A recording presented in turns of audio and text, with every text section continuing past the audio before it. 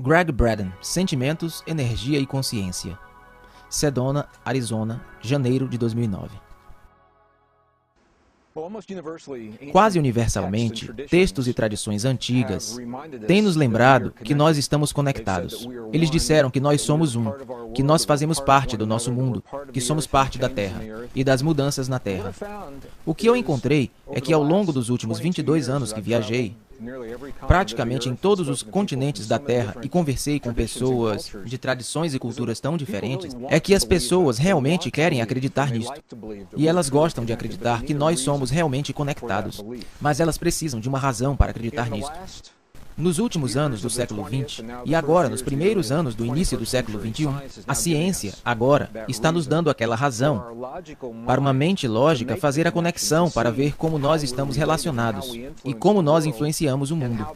E como, honrando esta conexão através de nossos corações, nós literalmente temos o poder de influenciar os muitos campos deste planeta, que sustentam a vida no mundo, sustentam a saúde e a cura do bem-estar dos nossos corpos.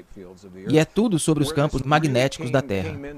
Onde isto realmente ficou em foco foi em torno dos eventos de 11 de setembro de 2001. Foi durante aquele tempo que os Estados Unidos tinham como que dois satélites. Eles chamam de GOES, G-O-E-S. Eu creio que eles foram chamados assim. Um posicionado no hemisfério norte, um posicionado no hemisfério sul.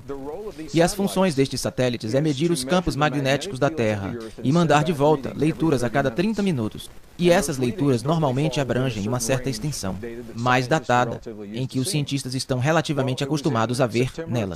Foi em setembro de 2001 que os cientistas começaram a ver algumas leituras que estavam fora do mapa, fora da escala, comparado aos que eles viram no passado. E eles disseram o que está acontecendo, o que poderia estar influenciando os campos magnéticos do planeta inteiro em tal grau que estávamos vendo estes picos grandes, que os nossos satélites estavam nos retornando. Nós nunca vimos isso antes. Eles colocaram em sobreposição os dados dos satélites com um calendário de dias e meses e juntamente observaram o que acharam.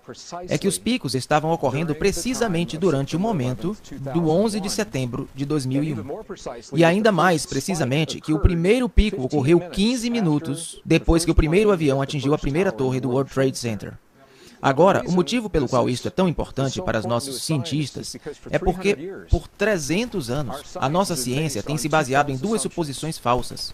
A primeira suposição falsa é que tudo é separado de todo o resto, que o que acontece em um local não tem efeito algum em qualquer outro lugar, e se parece que tem efeito, é apenas uma coincidência. A segunda suposição falsa é que a nossa experiência interior, de pensamentos, sentimentos, emoções e crenças, não tem efeito algum no mundo além do alcance dos nossos corpos. Baseado nestas duas suposições falsas, que têm sido aceitas por 300 anos pelos cientistas, eu admito o motivo que existiria uma desconexão. Quando eles estão olhando para os campos magnéticos da Terra, fazendo picos precisamente no momento em que as emoções humanas do planeta estão concentradas em um desastre, isto levou a uma série de estudos, e o resultado final destes estudos é que o que eles acharam é que as emoções humanas, especificamente os campos magnéticos, produzidos pelo coração humano durante certos tipos de emoções, que agora são documentados, se estendendo muito além dos nossos corpos no mundo físico, e agora a tal ponto que os nossos satélites, a muitos quilômetros acima da superfície, são capazes de registrar isso. Tudo isso leva a numerosos estudos de agora, mostrando que quando um certo número de pessoas se juntam e eles escolhem, em um momento do tempo, criar uma emoção precisa em seus corações, esta emoção pode literalmente influenciar intencionalmente os muitos campos que sustentam a vida no planeta Terra. Estes campos estão agora envolvidos em tudo, desde a resposta imunológica dos humanos por todo o planeta, padrões de clima e tempo, ciclos de guerra e paz que são construídos para resolver problemas, são habilidades cognitivas. Todas essas coisas, que parecem tão diferentes umas das outras, estão todas ligadas ao nosso relacionamento com os campos magnéticos da Terra. Então, o que torna isto tão bonito é que todo ser humano no planeta é ligado ao campo, mas nem todo ser humano no planeta tem que estar conscientemente atento do seu relacionamento para se beneficiar daquilo que relativamente poucas pessoas vieram a compreender. E o resultado final é isto. Quando escolhemos sentir sentimentos que criam o que é chamado coerência em nossos corpos, Coerência é a qualidade da linguagem entre o nosso coração e o cérebro. Certos tipos de experiências baseadas no coração, como apreciação, gratidão, perdão, carinho, compaixão, esses são os entendimentos antigos que sempre foram ensinados nas tradições mais verdadeiras do nosso passado. E agora, nossa própria ciência está encontrando que essas mesmas tradições estão agora documentando este efeito muito real em nossos corações. Quando conseguimos sentir esses sentimentos nos nossos corpos, eles são refletidos dentro do campo e todo mundo se beneficia da experiência de relativamente poucas pessoas. A questão que surge frequentemente é se não conseguimos realmente medir a emoção humana. O que os cientistas estão documentando agora é o efeito das emoções sobre o campo do coração. O coração humano é agora documentado como o gerador mais forte dos campos, tanto elétrico como magnético, dentro do corpo. Isto é importante porque nós sempre fomos ensinados que é no cérebro que acontece tudo. O cérebro realmente tem campo elétrico e tem mesmo um campo magnético, mas eles são relativamente fracos comparados ao coração.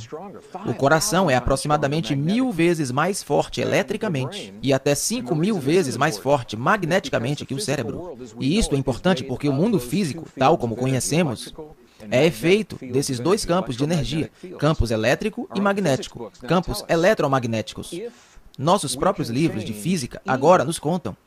Se pudermos mudar tanto o campo magnético de um alúmen como o campo elétrico de um átomo, fazendo isso, nós mudamos literalmente aquele átomo. Nós mudamos a substância da qual os nossos corpos são feitos neste mundo. E agora parece que o coração humano é projetado para fazer ambos, mudar tanto o campo elétrico quanto o campo magnético dos nossos corpos, no nosso mundo. E eles mudam assim em resposta às emoções que criamos entre o nosso coração e o cérebro.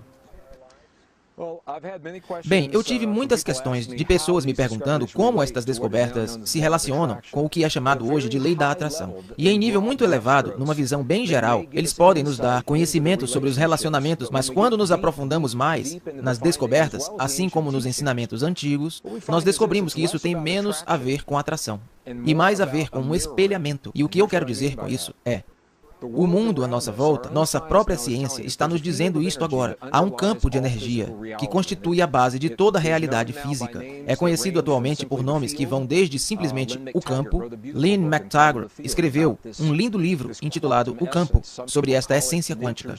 Algumas pessoas a chamam de mente da natureza. Alguns cientistas a chamam de mente de Deus. Alguns chamam de a matriz. Alguns chamam de matriz divina.